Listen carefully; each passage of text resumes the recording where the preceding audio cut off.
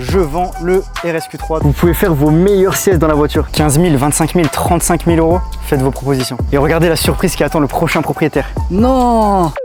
Salut la team, j'espère que vous allez bien et que vous pétez la forme, moi ça va super. On vient tout juste de rentrer du sud de la France, on était à Monaco. Comme vous avez pu le voir dans la vidéo précédente, le gros vlog avec monsieur Loïc Bourget. On est rentré tranquillement en RSQ3. Et oui, vous avez bien lu le titre de la vidéo, je vends le RSQ3. Donc pourquoi? Je vais tout simplement vous expliquer dans cette vidéo les raisons pour lesquelles je vais vendre et me séparer de ce beau gamos. Donc ça va faire bientôt un an que j'ai acheté la voiture. Donc j'ai acheté la voiture au mois de novembre 2023. Très satisfait de la voiture. Ça a été, je pense, de toutes mes voitures, ma préférée. J'ai jamais fait ça sur les réseaux, sur la chaîne YouTube, mais mon parcours automobile est quand même assez original. Il faut savoir que le RSQ3 c'est ma 10e voiture. Vous avez bien entendu, la 10e voiture. Alors si je retrace vite fait mon parcours automobile, j'ai eu des 206cc, Peugeot RCZ, une petite BMW série 1 E87. Après on a acheté une A45 AMG, les premières phases à 360 chevaux. Une Audi TT de 2021, 245 chevaux, très sympa aussi. Audi RS3 400 chevaux 8V, c'était pas mal. Phase 2. A45S AMG 421 chevaux, c'était vraiment la guerre, c'était incroyable. On est repassé sur une RS3 Grinardo par la suite, toujours la même que la première mais version Grinardo. Par la suite, la dernière c'était celle-ci, Audi RSQ3 vert Calami, exceptionnel, un bonbon. Donc voilà, 400 chevaux, 480 Nm de couple, c'est exceptionnel. Alors pourquoi je la vends? Tout simplement, pour ceux qui ne savent pas, je voyage de plus en plus à l'étranger. Je vais m'absenter également de plus en plus à l'avenir. J'ai pas mal de voyages de prévus, que ce soit avec les membres de la Filance également, Lucas, comme vous savez. Forcément sur 12 mois, on va être beaucoup moins présent en France, mais genre vraiment beaucoup moins. Du coup, il n'y a plus trop d'utilité d'avoir un véhicule entre guillemets aussi cher en France, dans le sens où voilà, moi je suis passionné de voiture et je pense qu'il y a beaucoup de gens qui vont se reconnaître dans ce que je vais dire, mais quand vous avez un véhicule de cette gamme là, il faut toujours faire attention en France, surtout que moi j'habite dans une petite ville de base qui s'appelle Valence. Il y a beaucoup de gens qui forcément sont jaloux. Alors je dis pas que c'est tout le monde, c'est pas la généralité, mais c'est une minorité de personnes. Il y a de la jalousie, faut toujours faire attention aux coups de portière. Les gens des fois ils s'en foutent clairement. En fait voilà, c'est plus une source de stress, mais après voilà, quand on achète ce genre de voiture, on est préparé, on sait pourquoi on achète ce genre de gamos. Mais voilà, tout simplement une grosse absence. Et bien évidemment, comme vous savez, on va pouvoir réinjecter de l'oseille,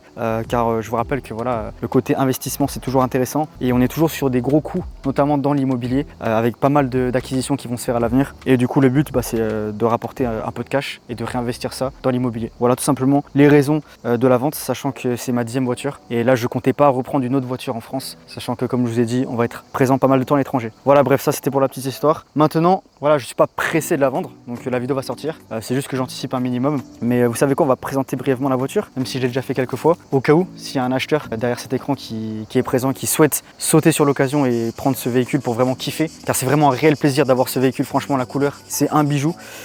Pour la petite histoire, même à Monaco avec cette couleur, les gens se retournaient alors que c'est juste un RSQ3, vous voyez ce que je veux dire. Mais voilà, c'est super top. Donc je vous le dis d'entrée, full option, mais vraiment full. Il manque une chose par contre, et je sais que ça va en freiner pas mal, c'est le toit ouvrant. Donc il manque juste ça. Moi à l'époque j'avais galéré à trouver une config parfaite avec un toit ouvrant. À chaque fois c'était le toit ouvrant, mais d'autres détails qui faisaient vraiment chier, c'est-à-dire les sièges basiques, du chrome de partout, enfin bref. Ce qui manque uniquement sur la voiture, c'est le toit ouvrant. Sinon, vous avez tout le reste. On va commencer directement les freins céramiques, comme vous avez juste ici. Je sais pas si tu peux leur montrer, mais ils sont énormes. Ça, c'est un gros plus. Alors voilà, personnellement, je suis jamais allé sur circuit.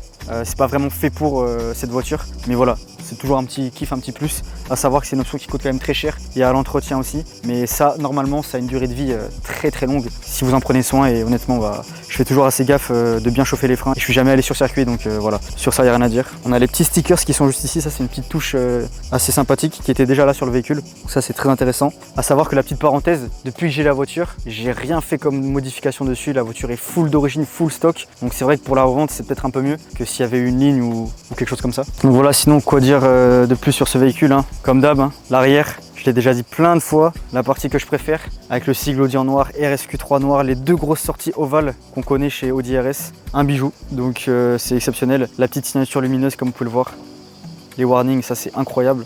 On a ça à l'avant également. Depuis que j'ai le véhicule, les amis, j'ai toujours mis du samplon 98 Excellium. On a essayé de faire les choses bien. Petite parenthèse, j'ai acheté la voiture, elle avait 38 000 km. Actuellement, elle a 51 500. Que dire de plus? Alors sinon, on a vitre teintée, full teintée avant-arrière. Alors je sais que ça, normalement, c'est pas vraiment autorisé en France, mais quand j'ai acheté le véhicule, c'était déjà comme ça. Donc voilà, full teintée pour ceux que ça intéresse, ça c'est très bien. Et puis voilà, la petite présentation. Couleur verte, forcément, c'était un joli clin d'œil, c'est ma couleur préférée. Donc on peut même dire que là, c'est assorti à la chemise. Hein. Je sais pas ce que vous en pensez. Assorti à la chemise, à la montre. montre également quartier. Donc en vrai c'est incroyable. Et bien évidemment sigle Audi noir, RSQ3 noir, la petite caméra ici, magnifique. Les petites plaques en noir aussi, je les ai laissées comme ça. Quand j'ai acheté le véhicule c'était déjà comme ça. Je vous rappelle que le véhicule est de l'année 2020. Bon, on commence avec la présentation intérieure. Vous êtes chaud? Allez c'est parti.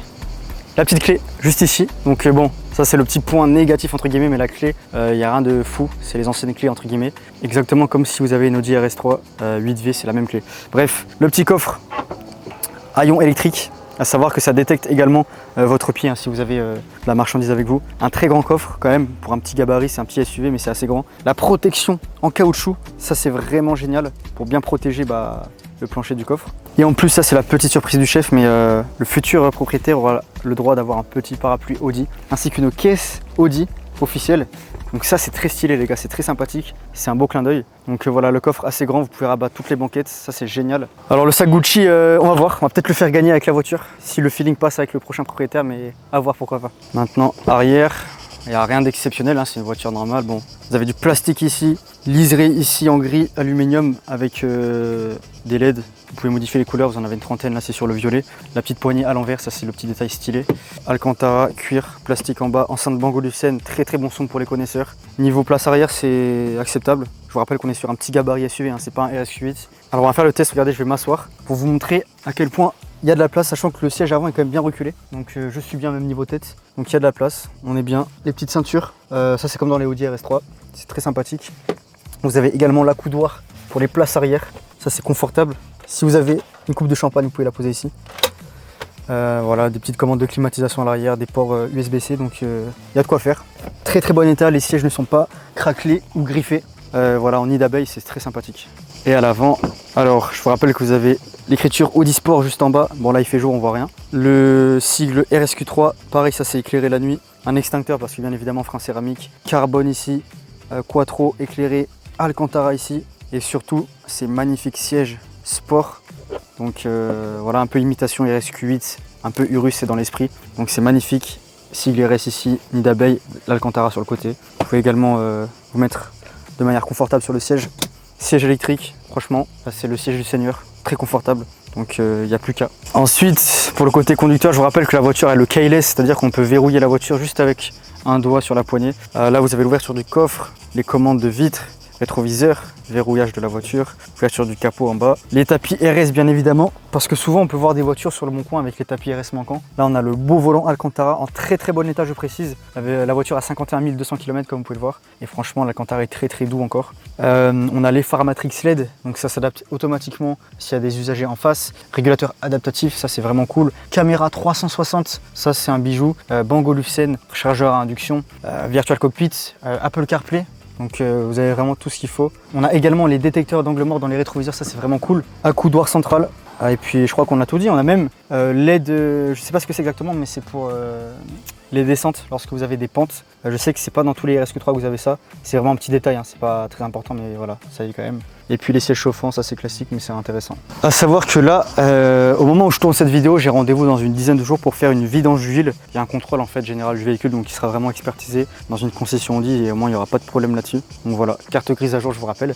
Donc voilà, comme je vous ai dit, je ne suis pas pressé de la vendre parce que la vidéo sort à un moment où j'ai encore le véhicule, mais voilà, j'anticipe un minimum. Mais s'il y a vraiment quelqu'un qui a un coup de cœur pour cette voiture, qui sait, ce sera avec grand plaisir. Donc voilà, c'était la présentation assez rapide de la voiture. Je vous rappelle que si jamais il y a des personnes qui sont intéressées pour le véhicule, envoyez-moi un message sur Instagram, ce sera affiché juste en dessous dans la description et je vous répondrai avec grand plaisir. Si vous avez la moindre question, ne serait-ce que juste des renseignements sur le véhicule, je vous réponds avec grand plaisir. Voilà, sinon avant de terminer, je l'avais déjà fait dans une vidéo précédente, mais on va détailler bien évidemment consommation, tout ce qui est frais d'entretien, etc.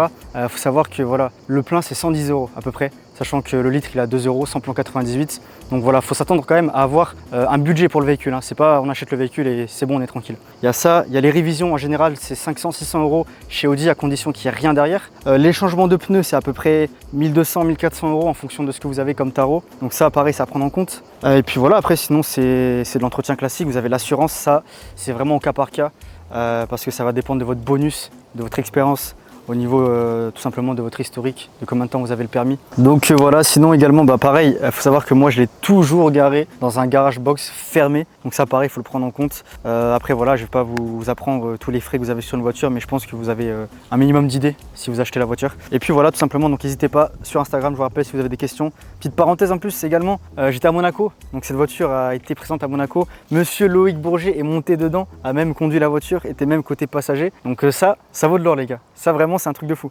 Gardez-le en tête. Donc voilà, sinon parenthèse très importante, je demande votre attention. Je vous rappelle que comme je vous l'ai dit au début de la vidéo, je vous ai détaillé mon parcours automobile. C'est mon 10e véhicule, c'est quand même beaucoup. Ça fait à peu près 6 ans que j'ai le permis. Voilà, faut savoir que toutes les voitures que j'ai eues, notamment celle-ci, c'est un certain gouffre financier, ça coûte de l'argent et il faut un minimum de ressources financières, avoir les épaules solides tout simplement pour assumer tout ça. Et forcément ça se fait pas comme ça du jour au lendemain. Alors personnellement, comment j'ai fait pour avoir tous ces genres de véhicules, pour ceux que ça intéresse, j'ai fait pas mal de choses. Il faut savoir que je suis entrepreneur, également investisseur, donc je crée des business. J'investis également mon argent, notamment dans l'immobilier par exemple. Et ça forcément, c'est plusieurs choses mises en place dans mon parcours, dans ma vie, étape par étape. Bien évidemment, ça s'est pas fait du jour au lendemain. Par exemple, je suis parti en Suisse pour aller travailler. En étant frontalier suisse, ça a grandement aidé ma situation financière. J'ai par la suite lancé des business en ligne. J'ai investi par la suite dans l'immobilier. Et en fait, c'est tout ça qui a fait que voilà, j'ai pu me permettre d'acheter ce genre de véhicule pour ceux qui voulaient le savoir. Donc voilà, pour ceux qui souhaitent un jour rouler dans ce genre de véhicule, parce que voilà, je sais ce que c'est. Moi, je suis très sensible à ça. L'automobile, c'est l'une de mes grosses passions et je sais qu'il y en a beaucoup d'entre vous qui le sont. Si vraiment vous êtes chaud pour ça et que c'est vraiment votre goal ultime, sachez que voilà, j'ai mis quelque chose en place. Je vous révèle la méthodologie concrète qui m'a permis d'en arriver là dans plusieurs thématiques différentes au cours de mon parcours, que ce soit frontalier suisse, l'immobilier, même d'autres business en ligne. Et tout ça, je vous le dévoile gratuitement. C'est dans le lien juste en dessous, dans la description, vous avez juste à cliquer. Comme ça, si vous aussi vous voulez vous lancer et tout simplement atteindre votre but de liberté financière, de vous élever financièrement, ce sera également possible.